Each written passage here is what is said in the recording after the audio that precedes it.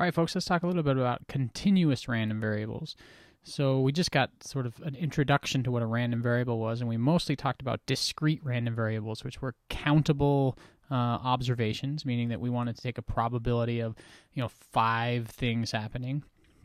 It's discrete. I'm not going to have 5.5. I'm not going to have 5.35. But we could also sort of extend this and say, what about continuous types of things, right? So the example here is the width of an extruded bar. So this is in some manufacturing process.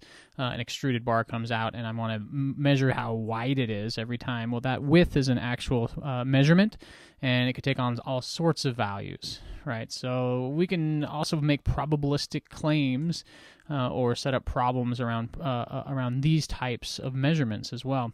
So here's an amazing paragraph. A continuous random variable, y, so we're just going to call it y. Before, for a discrete variable, we called it x, but it doesn't matter. Just a letter. This time we called it y, has an associated probability density function.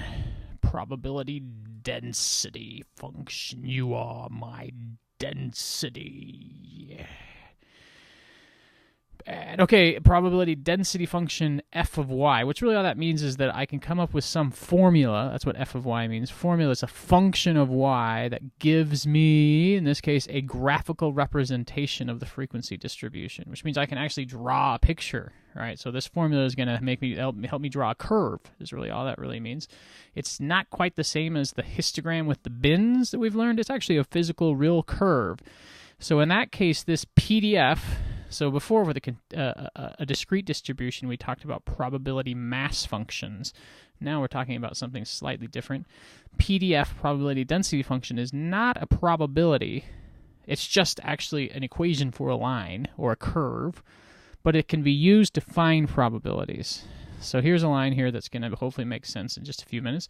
The probability that a continuous random variable is exactly equal to a single value is 0. So that really means that if I say, well, what's the probability that this extruded bar will exactly equal 10 inches? Exactly equal. The probability of that will always, theoretically, always be 0. 0, 0. We'll see in a minute why that is. Instead, we quantify the probability that a random variable falls within a certain interval, which is the area under this PDF curve between two values of interest. So the PDF of a continuous random variable must meet 2 requirements. 1, this f of y must be non-negative, and the total area under the f of y must be equal to 1. So here's a quick example. So let's make sure, let's pretend that our y is going to be the weight of M&M bags.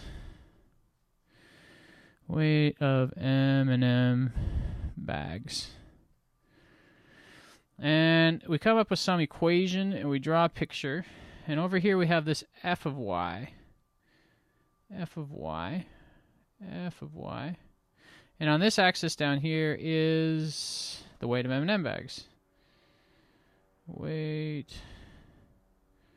of M&M bags.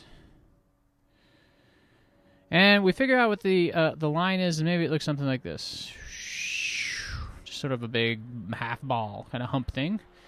And we say maybe right here is 35 grams. This is hard to see. That's 35 grams. Doesn't really matter too much.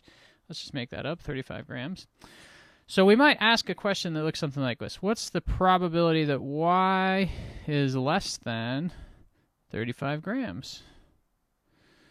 Well, if we know that this is some sort of distribution where 35 grams is exactly in the middle, let's just assume that that's what we assume, then we'd say something like, well, that's 50%. 50% is left of 35 grams, right? So if I were to color in half of this, and we'd say, oh, that's about 50%. And that's all we're really going to do is figure out these sorts of problems. We could figure out something like this. What's the probability that y is greater than, I don't know, 50 grams? Or in which case we have to come over here and find 50 grams. Figure out the area under the curve to the right of 50 grams, the area under the curve. So if you remember how to find area under the curves, it's not so much fun. In fact, it's calculus.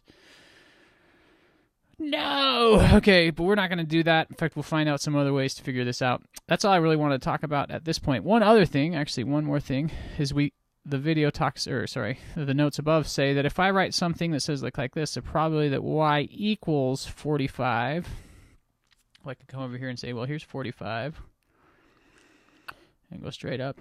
Remember, with these density functions, these curves, it's really just finding the area underneath the curve. The area underneath the curve. Well, the area underneath the curve at a single line has absolutely no volume, and so there is no probability. This equals 0. We'll drive that home again in the next video. Okay, that's it for this one.